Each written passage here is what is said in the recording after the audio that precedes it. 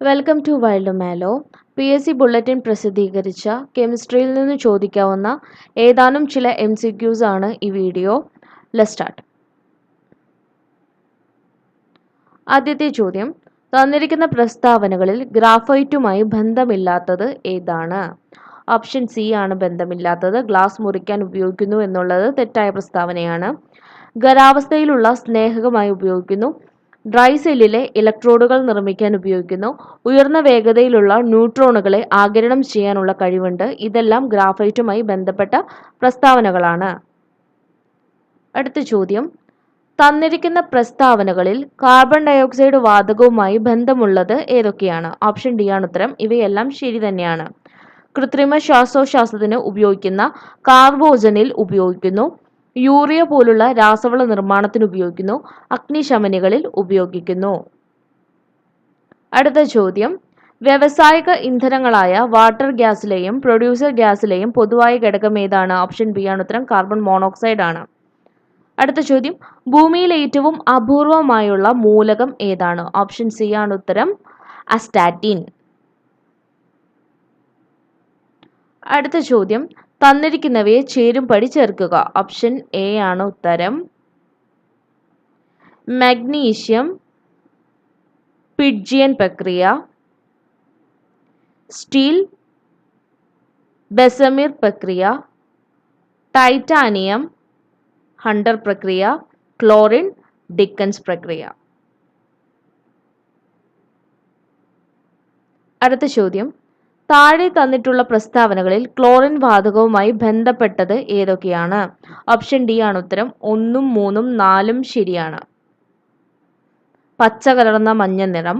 ഗാഢ hydrochloric acid potassium പെർമാംഗനേറ്റുമായി പ്രവർത്തിക്കുമ്പോൾ chlorine വാതകം ഉണ്ടാകുന്നു. രാസപ്രവർത്തന ശേഷി ഏറ്റവും കൂടിയ ഹാലജനുകളിൽ ഉൾപ്പെടുന്ന വാതകമാണ് ക്ലോറിൻ. അടുത്ത ചോദ്യം, സിങ്കും നേർപ്പിച്ച ഹൈഡ്രോക്ലോറിക് ആസിഡും തമ്മിൽ പ്രവർത്തിച്ചുണ്ടാകുന്ന വാതകം ഏതാണ്? ഹൈഡ്രജൻ ആണ്. സിങ്കും നേർപ്പിച്ച ഹൈഡ്രോക്ലോറിക് ആസിഡും തമ്മിൽ പ്രവർത്തിച്ചുണ്ടാകുന്ന വാതകം ഹൈഡ്രജൻ.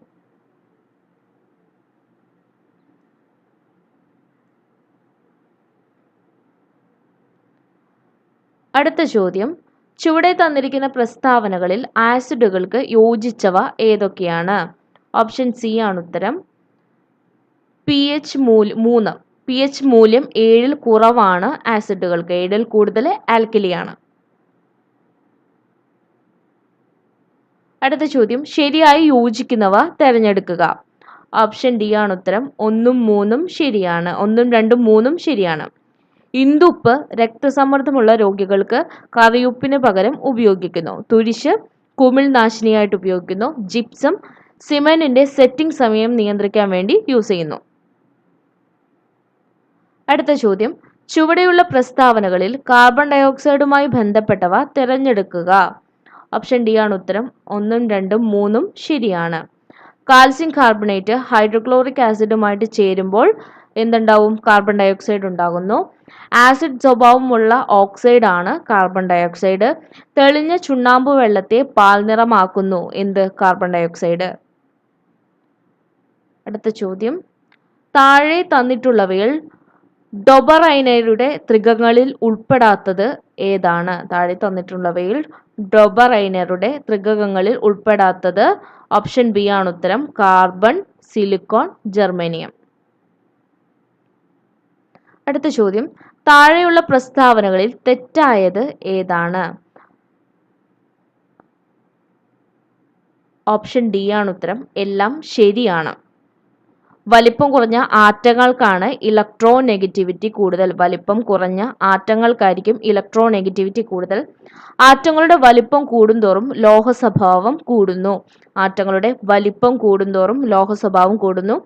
ആറ്റങ്ങളുടെ വലിപ്പം കൂടുന്തോറും അയോണീകരണ ഊർജം കുറയുന്നു. ആറ്റങ്ങളുടെ വലിപ്പം കൂടുന്തോറും അയോണീകരണ ഊർജം കുറയുന്നു. ഇത് മൂന്നും ശരിയാണ്. അടുത്ത ചോദ്യം, മനുഷ്യനിർമ്മിത കൃത്രിമ മൂലകങ്ങൾ ഇവയിൽ ഏതാണ്? ഓപ്ഷൻ സി ആണ് ഉത്തരം. ആക്ടിനോയിഡുകൾ.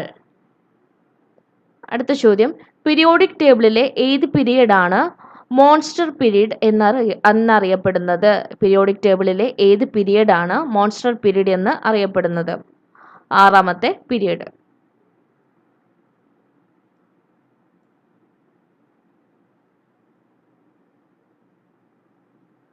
അടുത്ത ചോദ്യം, ലോഹങ്ങളെ ബാധിക്കുന്ന ക്ലാവിന്റെ ശാസ്ത്രീയ നാമം എന്താണ്? Basic copper carbonate. ലോഹങ്ങളെ ബാധിക്കുന്ന ക്ലാവിന്റെ ശാസ്ത്രീയ നാമം ബേസിക് കോപ്പർ കാർബണേറ്റ്. അടുത്ത ചോദ്യം, കാർബൺ ഡയോക്സൈഡിന്റെ ഖരരൂപം ഏതാണ്? ഡ്രൈ ഐസ് ആണ്. കാർബൺ ഡയോക്സൈഡിന്റെ ഖരരൂപം ഡ്രൈ ഐസ്. അടുത്ത ചോദ്യം, ഒരേ ന്യൂട്രോണുകളുടെ എണ്ണവും വ്യത്യസ്ത ആറ്റോമിക നമ്പറുമുള്ള മൂലകങ്ങളെ പറയുന്ന പേര്? ഐസോട്ടോണുകൾ. ഒരേ ന്യൂട്രോണുകളുടെ എണ്ണവും വ്യത്യസ്ത ആറ്റോമിക നമ്പറുമുള്ള മൂലകങ്ങളെ പറയുന്ന പേര് ഐസോട്ടോണുകൾ. അടുത്ത ചോദ്യം, താഴെ തന്നിരിക്കുന്നവയിൽ അയോണീകരണ ഊർജം കൂടിയ മൂലകം ഏതാണ്? ഫ്ലൂറിൻ ആണ് അയോണീകരണ ഊർജം കൂടിയ മൂലകം. അടുത്ത ചോദ്യം, പീരിയോഡിക് ടേബിളിൽ ഗ്രൂപ്പുകളിലും പീരിയഡുകളിലുമുള്ള മൂലകങ്ങളുടെ സ്വഭാവത്തെ സംബന്ധിച്ച ചില പ്രസ്താവനകൾ നൽകിയിരിക്കുന്നു. ഇവയിൽ ശരിയായത് ഏതാണെന്നാണ് ചോദിച്ചിരിക്കുന്നത്.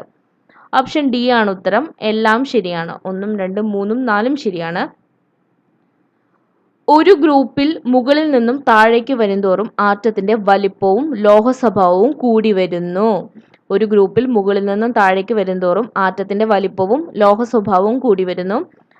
ഒരു പീരിയഡിൽ ഇടത്തുനിന്ന് വലത്തേക്ക് വരുന്തോറും ആറ്റത്തിന്റെ വലിപ്പം കുറഞ്ഞു വരികയും ഇലക്ട്രോനെഗറ്റിവിറ്റി സ്വഭാവം കൂടി വരികയും ചെയ്യുന്നു. ഒരു പീരിയഡിൽ ഇടത്തുനിന്ന് വലത്തോട്ട് വരുന്തോറും ആറ്റത്തിന്റെ വലിപ്പം കുറഞ്ഞു വരികയും ഇലക്ട്രോനെഗറ്റീവ് സ്വഭാവം കൂടി വരികയും ചെയ്യുന്നു.